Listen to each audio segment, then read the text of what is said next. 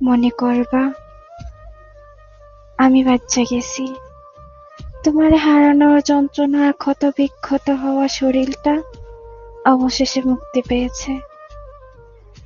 হৃদয় ভাঙা মানুষটা অবশেষে তার গন্তব্যস্থানে পৌঁছাইল। আমি মইরা গেলে তুমি কি কানবা?